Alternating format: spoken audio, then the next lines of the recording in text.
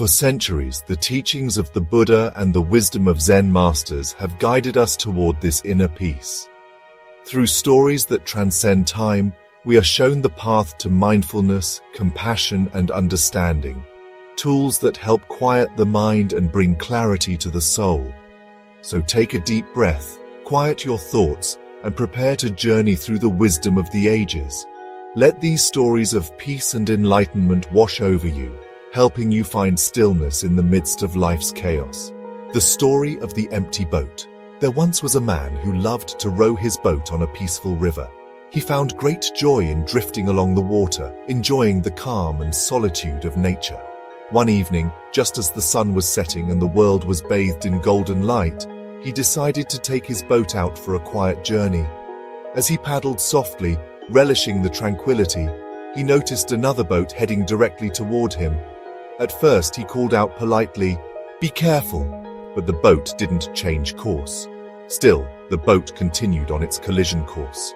Now angry, he began shouting, "Move aside, you're going to crash into me!" Finally, as the two boats collided, he was ready to let loose his frustration. But when he looked closely, he realized that the boat was empty. There was no one inside. It was simply drifting, carried by the current. In that moment, the man's anger dissolved instantly. He sat there feeling foolish for yelling at an empty boat. The lesson. The story of the empty boat reminds us that much of our suffering comes from our own interpretations and reactions to events. If we can see the empty boats in life for what they truly are, we can let go of unnecessary emotions and find peace in our hearts. The story teaches the power of releasing the ego and not taking things personally, allowing us to navigate the river of life with more calm and clarity. This story is a metaphor for how our egos can make us react negatively to situations that have no actual harm intended, showing us the importance of inner peace and non-attachment. The monk and the tiger. Once upon a time, in a quiet mountain monastery nestled deep in the forest, there lived a wise and peaceful monk. Every day he would take long walks through the surrounding woods, meditating on the beauty of nature and the teachings of the Buddha. He found great peace in the solitude of the forest, where he could connect deeply with the present moment and the world around him. One day, during his walk along a narrow mountain path, the monk suddenly heard a loud, frightening sound. A tiger's roar echoed through the trees. He froze for a moment, his heart pounding, and when he turned, he saw a large, fierce tiger charging toward him through the thick forest underbrush. The tiger's eyes were locked on him, and its powerful body moved with terrifying speed. The monk's first instinct was to run, and he did. He sprinted down the path, his robes billowing behind him as the tiger drew closer and closer. Desperate to escape, he saw a vine hanging down the side of a cliff. Without hesitation, he grabbed the vine and began to climb down, hoping to find safety below. As he descended the cliff, clinging tightly to the vine, he looked down and his heart sank. Below him, another tiger was pacing at the bottom of the cliff, waiting for him to fall. He was trapped. There was no way up and no way down. The monk paused, dangling from the vine with one tiger above and another below. His situation seemed hopeless, but as he hung there, suspended between the two tigers, something caught his eye. Growing out of the cliffside, just within reach, was a small wild strawberry plant. On the plant was a single, ripe, red strawberry. In that moment, the monk stopped thinking about the tigers, his fear, and his predicament. Instead, he reached out with one hand, carefully plucked the strawberry and put it into his mouth. He bit into the fruit, savoring its sweetness. The taste was exquisite. For that brief moment, all that existed was the joy of the strawberry's flavor, sweet, fresh, and perfect. Despite the danger surrounding him, the monk found peace in that single mindful moment. He had accepted that he couldn't change his circumstances, but he could still fully experience the present. The monk smiled, knowing that this fleeting taste of sweetness was a reminder of life's beauty, even in the most precarious of situations. The lesson. The story of the monk and the tiger teaches a profound lesson about mindfulness and being present in the moment. Life often places us in challenging and seemingly impossible situations, much like the monk being trapped between two tigers. But even in those moments, there is always something to be grateful for, some small piece of joy that we can savor. The monk's ability to focus on the strawberry, despite the danger surrounding him, shows us that we can find peace and contentment by fully immersing ourselves in the present moment. Instead of worrying about the past or the future, the tigers in our lives, we can choose to focus on the beauty and sweetness of life, right here, right now. This story encourages us to embrace mindfulness and to enjoy the simple pleasures that life offers, no matter what challenges we face. The story, 2 Arrows. One day, the Buddha was sitting with his disciples in a peaceful forest clearing. The trees swayed gently in the breeze, and the sound of birds filled the air. The Buddha often taught his disciples about the nature of suffering and the path to enlightenment. And on this particular day, a troubled disciple approached him with a question. "Master," the disciple said, bowing before the Buddha, "I do not understand why we suffer so much in this life. Pain seems to follow us wherever we go. Why is this so? And how can we find peace amidst so much suffering?" The Buddha gazed at the disciple with kindness and understanding. He saw the confusion and frustration in his student's eyes and knew that this was a question many of his followers pondered. "Let me explain," the Buddha said gently. "Imagine that a person is struck by an arrow. This arrow causes pain, and the pain is inevitable. This is the first arrow." The disciples nodded, understanding that the first arrow symbolized the inevitable difficulties of life, the physical pain of illness, injury, or loss. But now, the Buddha continued, imagine that after being struck by the first arrow, the person is then struck by a second arrow. This second arrow does not come from outside. It is created by the mind. It is the anger, fear, frustration, or sorrow that follows the pain. This is the second arrow. The Buddha paused, letting his words sink in. "You see," he said, "while the first arrow is unavoidable, the second arrow is optional. The first arrow represents the natural pain we all experience in life, the challenges and hardships we cannot escape. But the second arrow, the suffering caused by how we react to that pain, is something we can choose to avoid." The disciple listened intently as the Buddha explained that when we experience physical or emotional pain, the first arrow, we often make it worse by adding a second layer of suffering with our mental reactions. We become angry, resentful, or anxious, and these emotions deepen the wound. Instead of accepting the pain, we resist it, and in doing so, we increase our suffering. The Buddha looked around at all his disciples and continued, "When we are struck by the first arrow, we must recognize it for what it is, a natural part of life. But we must also recognize the second arrow. It is the arrow we create ourselves. Through mindfulness and understanding, we can choose not to let the second arrow pierce us." The disciple, beginning to understand, asked, "Master, how can we avoid the second arrow? How can we prevent our minds from adding to our suffering?" The Buddha smiled. "By practicing mindfulness, we can observe our thoughts and emotions without becoming attached to them. When we feel pain, we can acknowledge it without judgment. We can accept that pain is part of life, but we do not need to dwell on it or create more suffering through resistance or negative thoughts. In this way, we can stop the second arrow before it strikes." The disciple bowed again, grateful for the Buddha's wisdom. He realized that while pain in life was inevitable, suffering was often something he had been creating for himself. By choosing to respond to pain with awareness and acceptance, he could find peace even in difficult circumstances. The lesson. The story of the 2 arrows teaches us an important distinction between pain and suffering. The first arrow, representing unavoidable pain, is something that all of us experience in life, whether it be physical discomfort, emotional hurt, or loss. These challenges are part of the human experience. However, the second arrow, symbolizing the suffering caused by our mental and emotional reactions, is something we create ourselves. When we react to pain with fear, anger, or resentment, we deepen our suffering. The Buddha's teaching in this story encourages us to practice mindfulness and acceptance. While we cannot control the first arrow, we have the power to avoid the second one by responding to pain with awareness, understanding, and compassion. By doing so, we can reduce our suffering and find peace, even in the face of life's inevitable challenges. The parable of the mustard seed. Once, long ago, there lived a young woman named Kisa Gautami. She was kind, compassionate, and devoted to her family, but her life took a tragic turn when her only child, a beloved son, fell ill and passed away. Overcome with grief, Kisa could not accept her son's death. She carried his lifeless body in her arms, wandering from house to house, desperately seeking someone who could bring him back to life. At each door, Kisa begged, "Please, help me. My son is dead. Is there anyone who can cure him?" But everyone she approached turned her away, saying that there was nothing they could do. Her sorrow grew heavier with each step, and her heart ached more with every rejection. One day, Kisa's path led her to a wise elder who took pity on her and said, "Go to the Buddha, perhaps he can help you." With a flicker of hope in her heart, Kisa Gautami hurried to the Buddha, who was known for his compassion and wisdom.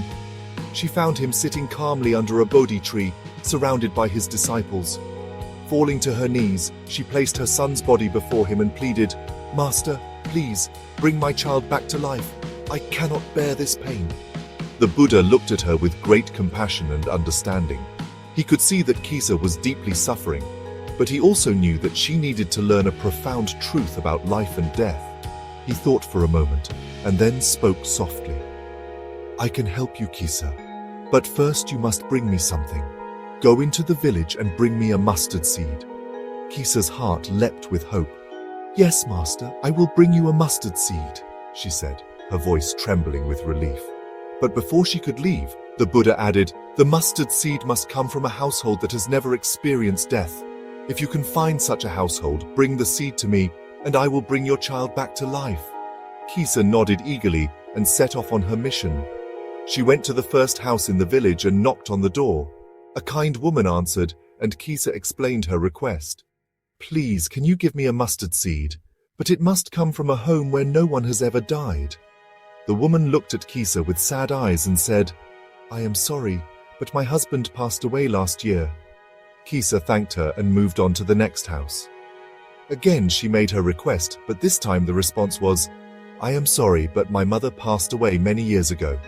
House after house, Kisa Gautami knocked on doors, hoping to find one that had never known death. But at every house she heard stories of loved ones lost. A mother, a father, a brother, a sister, a child. As the day wore on, Kisa began to realize that death was not unique to her. It was a universal experience, one that touched every family. Finally, as the sun began to set, Kisa returned to the Buddha, empty-handed, but with a new understanding. She knelt before him, her heart no longer filled with desperate hope, but with acceptance. "Master," she said, "I could not find a single house that has never known death. Every family has experienced the loss of someone dear to them. Now I understand that death is a part of life, and no one can escape it." The Buddha nodded gently and replied, "Kisa, you have learned an important truth. Death is inevitable, and suffering comes to all who are attached to the things of this world. But by accepting the impermanence of life, you can find peace. Your grief was not unique. It is shared by all beings. This is the nature of existence." With these words, Kisa Gautami realized that her suffering, though intense, was not hers alone to bear. She had been blinded by her personal grief, but now she saw that all people experience loss. This new understanding allowed her to release her son's body and bury him with dignity, finally finding a sense of peace in the face of life's inevitable changes. The lesson. The parable of the mustard seed teaches a profound lesson about the nature of life and death. Kisa Gautami's grief was so overwhelming that she could not accept her son's death, and she sought a way to reverse the inevitable. However, through her journey of seeking the mustard seed, she learned the universal truth that death is a part of life, and no one is exempt from it. The Buddha's wisdom in this story reminds us that attachment to life's impermanence leads to suffering. Only by accepting that all things, people, relationships, and experiences are temporary can we find peace in the face of loss. Grief and suffering are natural responses to death, but by understanding that death touches everyone, we can learn to let go and find solace in the shared experience of humanity. This story encourages us to accept the inevitability of life's cycles and to approach both life and death with wisdom, compassion, and acceptance. In doing so, we free ourselves from unnecessary suffering and find peace in the impermanence of all things. The Farmer and the Horse. Once upon a time in a small quiet village, there lived a humble farmer. He was known by his neighbors for his hard work and calm demeanor. His farm was modest, and he had only one horse to help with all of his daily tasks, from plowing the fields to carrying heavy loads. Though he didn't have much, the farmer was content with his life. One day, his horse ran away. The farmer woke up to find that his stable was empty and the horse had vanished. His neighbors, hearing the news, rushed to his house to express their sympathy. "What terrible luck," they said. "How will you manage without your horse? This must be such a misfortune." The farmer, however, remained calm. He looked at his neighbors and simply replied, "Maybe." The neighbors were puzzled by his response. How could he be so indifferent to such bad luck? They shook their heads and returned to their homes, convinced that the farmer was in denial about his loss. A few days later, to everyone's surprise, the horse returned. But it didn't come back alone. It brought with it a group of wild horses from the mountains. Now the farmer had not just one horse, but several. The neighbors heard the news and rushed back to the farmer's house. This time they were full of excitement. "How wonderful!" they exclaimed. "Now you have so many horses. What incredible fortune!" The farmer again looked at his neighbors, smiled calmly and said, "Maybe." Once again, the neighbors were confused. Surely this was a stroke of good luck, but the farmer seemed just as indifferent as he was before. They wondered why he didn't seem more excited about his newfound wealth. A few days later, the farmer's son decided to try taming one of the wild horses. While riding the horse, he was thrown off violently and broke his leg. The injury was severe, and the son would be unable to help with the farm work for a long time. Hearing of the accident, the neighbors returned to the farmer's house once again. This time, they were filled with sympathy. "What bad luck," they said. "Your son has broken his leg and now he cannot help you. This is truly unfortunate." As before, the farmer responded with his usual calmness. "Maybe," he said. The neighbors were now thoroughly baffled by the farmer. Every time something significant happened, whether it seemed good or bad, he gave the same nonchalant response. They couldn't understand why he wouldn't react more strongly to the events in his life. A few weeks later, the country was thrown into turmoil. A war broke out, and soldiers came to the village to draft all the young men into the army. Many of the village's sons were taken away to fight in the war, but because the farmer's son had a broken leg, he was not drafted and stayed home with his father. Once again, the neighbors visited the farmer. "How fortunate you are," they said. "Because of your son's injury, he was spared from the war. What amazing luck." And once again, the farmer replied, "Maybe." The lesson. The story of the farmer and the horse teaches a profound lesson about the nature of events in life and how we perceive them. What seems like misfortune may turn out to be a blessing, and what appears to be good luck may lead to unexpected difficulties. The farmer's calm and measured response maybe reflects his understanding that life is unpredictable and it is impossible to judge events as good or bad in the moment. The farmer's wisdom lies in his ability to stay detached from the outcomes of life's events. He neither celebrates nor despairs because he understands that circumstances are constantly changing. What may seem like a blessing today could bring challenges tomorrow, and what feels like a loss today may lead to unforeseen benefits in the future. This story encourages us to approach life with acceptance and non-attachment. Instead of getting caught up in labeling events as good or bad, we can maintain a balanced perspective, knowing that life's twists and turns are often beyond our control. By doing so, we can find peace and equanimity, regardless of the circumstances we face. In the end, the story reminds us that the future is uncertain, and only time will reveal the full impact of any event. The farmer's attitude teaches us to embrace life's ups and downs with grace and patience, accepting whatever comes with an open heart and mind. The Buddha and the Angry Man. Once upon a time, while the Buddha was teaching a group of disciples in a peaceful forest, a man approached him with anger burning in his eyes. The man had heard about the Buddha's wisdom and teachings, but he felt threatened by the Buddha's influence over others. Filled with jealousy and resentment, he decided to confront the Buddha and insult him in front of his followers. As the Buddha sat calmly under the shade of a Bodhi tree, the man stormed up to him and began hurling insults. "You are nothing but a fraud," the man shouted. "Who do you think you are? You may pretend to be wise and enlightened, but you're just deceiving people." The Buddha remained completely calm and unbothered by the man's harsh words. His expression didn't change and he didn't respond to the man's anger. Seeing the Buddha's lack of reaction only made the man angrier. He shouted even louder, "How can you just sit there, acting like you're above everyone else? Do you think you're better than me? I refuse to respect someone like you." Despite the man's fury, the Buddha stayed silent and serene, simply watching him with compassion. Finally, after several minutes of shouting, the man grew exhausted.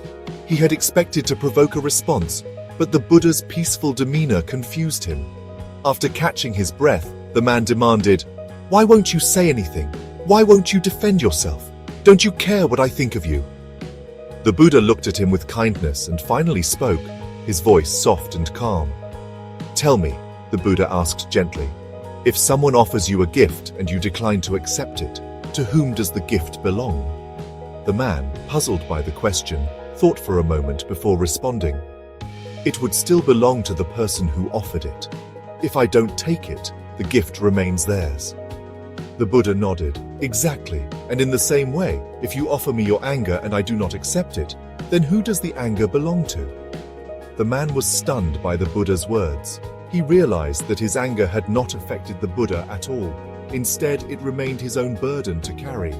The Buddha continued, "If I refuse to accept your insults and your anger, they fall back on you. You are the one who suffers from them, not me. I choose not to be troubled by your words. Instead, I choose peace." The man stood in silence, contemplating what the Buddha had said.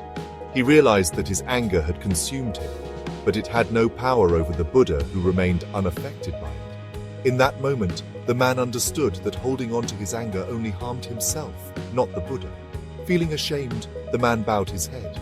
"Master, I see now that my anger has only caused me pain. How can I learn to be at peace as you are?" The Buddha smiled warmly, his compassion shining through. "Anger is like a hot coal. You pick it up with the intention of throwing it at someone, but in the process, you burn yourself. Let go of the coal. Let go of your anger. Instead, practice mindfulness, compassion, and understanding. Through these, you will find peace." The man, humbled by the Buddha's wisdom, thanked him and bowed deeply. From that day forward, he sought to practice the Buddha's teachings, letting go of his anger and learning to find peace within himself. The lesson, The Buddha and the Angry Man, is a powerful story that teaches us about the nature of anger and how we can choose to respond to it.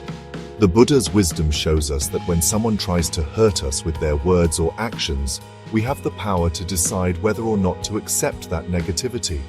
The Buddha's metaphor of the gift reminds us that anger, insults, and hatred only affect us if we choose to accept them. If we refuse to engage with someone's anger and instead remain calm and peaceful, we protect our inner peace and allow the anger to return to the person who created it. This story encourages us to practice non-reactivity and to not let others' negativity disturb our own sense of well-being. Like the Buddha, we can choose to respond with compassion and understanding rather than letting anger take hold of us. By doing so, we free ourselves from the burden of carrying anger and resentment, and we cultivate inner peace. Ultimately, the story reminds us that anger is a choice, and by choosing peace over anger, we empower ourselves to live with greater serenity and compassion. The Monk and the Teacup. In a quiet Zen monastery nestled in the mountains, a revered monk lived a life of deep contemplation and mindfulness. His students admired him for his wisdom, calm demeanor, and the way he embraced the present moment, never disturbed by the chaos around him. Every day, the monk would sit in meditation, drink tea, and share lessons with his students. One afternoon during their usual tea ceremony, the monk held up a simple clay teacup and gazed at it for a long moment. The cup was beautiful in its simplicity, with a soft, earthy color and a perfectly rounded shape. The students, curious about their master's silent contemplation, waited eagerly to hear what he had to say. After a few moments, the monk smiled and said, This teacup is already broken." The students looked at one another in confusion. They could see clearly that the teacup was whole, undamaged, and perfectly intact. One of the younger students couldn't contain his curiosity any longer and spoke up. "Master, the teacup is not broken. It is perfectly fine. Why do you say it is already broken?" The monk, still smiling, placed the teacup gently on the table in front of him. "In my mind," he said softly, "this teacup is already broken. It may seem whole now, but one day, perhaps tomorrow, perhaps years from now, it will break. This is inevitable. When I understand that it is already broken, I can fully appreciate it as it is, without clinging to it. I can enjoy drinking tea from it, knowing that its life is temporary." The students were silent, absorbing the weight of the monk's words. They realized that the master wasn't speaking only about the teacup. He was offering them a deeper lesson about life itself. The monk continued, "Everything in life is like this teacup. All things, no matter how beautiful or precious, are impermanent. We cannot hold on to them forever. When we understand that we are free to enjoy life fully, without fear of losing what we have, we can appreciate each moment, each relationship, each experience, knowing that it too will pass. And when it is gone, we will not suffer, because we have already accepted its impermanence." One of the older students nodded thoughtfully and said, "Master, does this mean we should not love or care for things because they will one day be gone?" The monk shook his head gently. "No, it means the opposite. When we accept the impermanence of all things, we can love them more deeply, because we are not holding on out of fear of loss. We love and appreciate them for what they are in this moment. We understand that they are part of the natural flow of life. In this way, we can live with a peaceful heart, unburdened by the attachment to things that are bound to change." The students, now enlightened by the monk's lesson, sat in silent meditation, contemplating the truth of his words. They realized that the teacup was a metaphor for their own lives, their relationships, and everything they held dear. By accepting that everything they cherished was already broken, they could live with greater freedom and inner peace. From that day forward, whenever the students sat down for tea, they would remember the monk's lesson. They would hold their teacups with a sense of mindfulness, appreciating each sip and each moment, knowing that life's beauty comes from its fleeting nature. And when things inevitably changed or were lost, they were prepared, their hearts open to the ebb and flow of existence. The lesson, The Monk and the Teacup, teaches a profound lesson about impermanence and non-attachment. The monk's declaration that the teacup is already broken reflects the inevitable truth that all things in life are temporary. By accepting this fact, we free ourselves from the pain of attachment and learn to live in the present moment. This story encourages us to appreciate life's moments, relationships, and possessions without clinging to them out of fear of loss. When we embrace the impermanence of all things, we can love more deeply and live with greater peace, knowing that change is a natural part of life. The story also shows us that non-attachment does not mean detachment from love or experience. Instead, it allows us to engage fully with life without being weighed down by the fear of loss. It teaches us to hold things lightly, to enjoy them fully in the moment, and to let them go when the time comes. Ultimately, The Monk and the Teacup invites us to cultivate a peaceful heart by accepting the truth of impermanence and learning to cherish the present with grace and mindfulness. The Buddha and the Robe in ancient India. During the time when the Buddha traveled across villages and towns to spread his teachings, he often attracted a large number of followers. Many of them were moved by his wisdom and left their homes to become monks and disciples under his guidance. One day, while staying in a small village, a wealthy merchant heard about the Buddha's presence and decided to visit him. He was deeply inspired by the Buddha's teachings and wanted to offer him a gift as a token of his respect. The merchant brought a beautifully woven, luxurious robe made of the finest silk, richly adorned with intricate patterns. The merchant approached the Buddha, bowed respectfully, and presented the robe with reverence. "Lord Buddha, I wish to offer you this robe as a sign of my gratitude for your teachings," he said. The Buddha looked at the robe and then at the merchant with a gentle smile. He sensed the merchant's sincerity and the desire to give. However, the Buddha lived a life of simplicity and was not interested in material wealth or luxuries. His needs were few, and he taught his followers to live in simplicity as well. "Thank you for your kind gesture," the Buddha said, "but I cannot accept this robe. It is far too extravagant for a simple monk like me. I am content with the robe I already wear." The merchant was surprised by the Buddha's response. "But Lord Buddha, I offer this robe out of respect for you. Surely you deserve the best that I can give." The Buddha, still smiling, replied, "If you truly wish to honor me, there is another way you can use this gift. Take this robe and offer it to someone who is truly in need, someone who lacks even the basic clothing to cover themselves. That would bring greater merit and joy." The merchant, realizing the Buddha's deep compassion for the poor, nodded slowly. He understood that the true essence of giving was not about offering gifts to those who already had enough, but about providing for those in need. "Thank you, Lord Buddha. I will do as you say," the merchant said. He took the robe, and later he found a poor man in the village who was shivering in the cold with only rags to wear. The merchant gave the robe to the poor man, who was overjoyed and deeply grateful. The next day, the merchant returned to the Buddha and shared what he had done.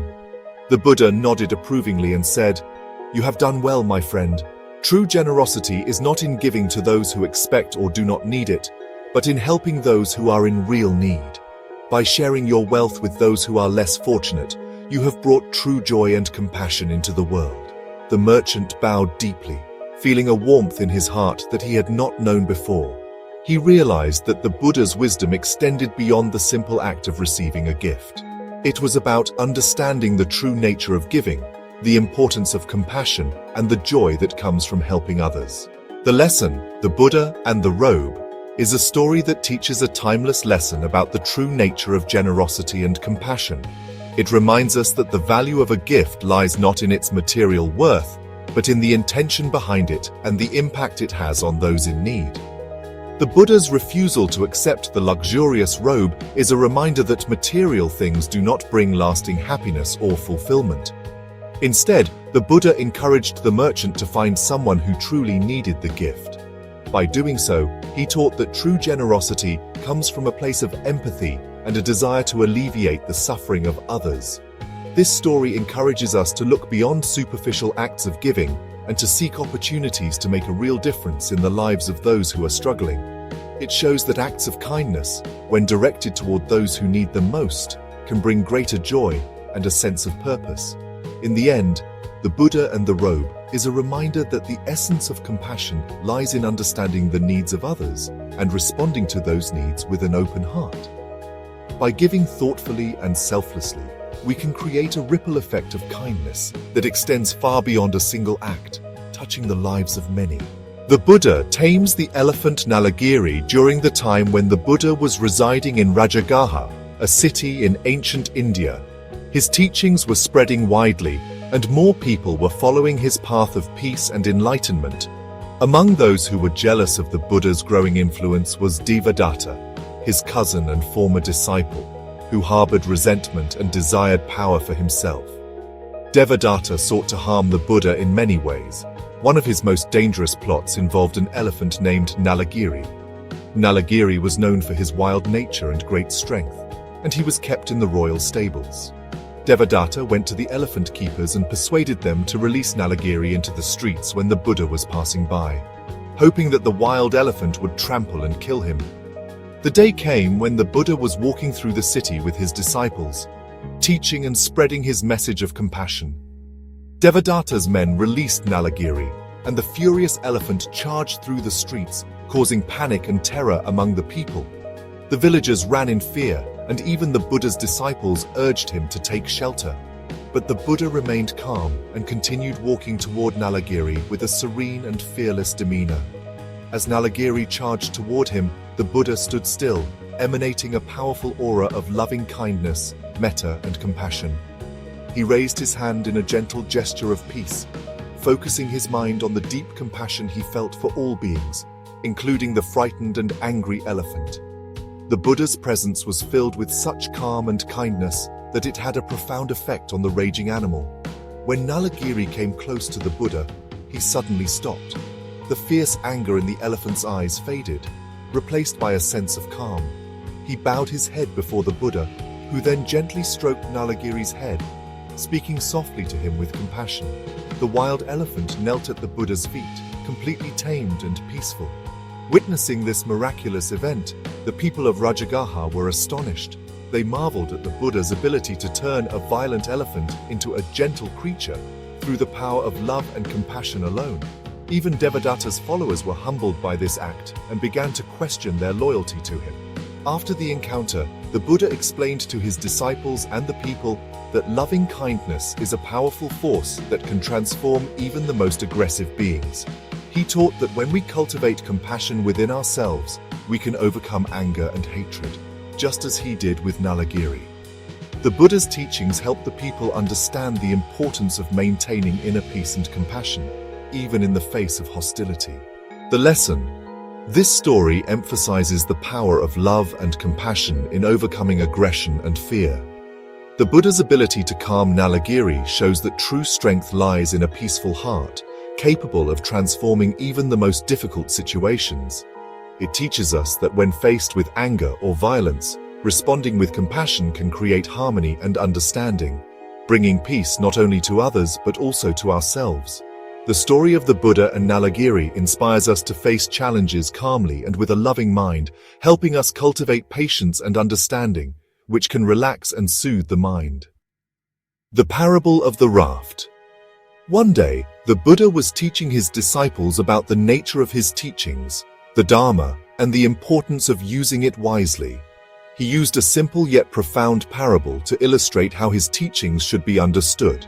The Buddha began by describing a man who found himself on the shore of a river. The river was deep, wide, and filled with dangerous currents, and the other side was peaceful and free of danger. This man wanted to cross the river to reach safety, but there was no bridge or boat in sight. So he decided to gather some logs, branches, and leaves and tied them together to construct a raft. Using his strength and effort, he paddled across the river on this makeshift raft, eventually reaching the safety of the opposite shore. Once on the other side, the man thought to himself, "This raft has served me well. It helped me cross the river and reach. This raft has served me well. It helped me cross the river and reach safety. Now should I carry this raft on my back and continue my journey? Or should I leave it behind, recognizing that it has fulfilled its purpose?" The Buddha paused and asked his disciples, "What do you think, monks? Should the man carry the raft with him after he has crossed the river, or should he let it go?" The disciples replied, "He should leave the raft behind, Venerable Sir. It is no longer needed, as it has served its purpose." The Buddha smiled and continued, "In the same way, monks, I have taught you the Dhamma, which is like a raft. It is useful for crossing over the river of suffering and ignorance. But once you have crossed over, you should let go of the Dhamma, not cling to it or become attached to it. The teachings are meant to be tools for liberation, not objects of attachment," he further explained. "Just as the man does not carry the raft with him once he has crossed the river, you too should not cling to my teachings rigidly. Use them to reach enlightenment and freedom from suffering, and then be willing to let go of even those teachings. Holding on to them after they have served their purpose can become a burden."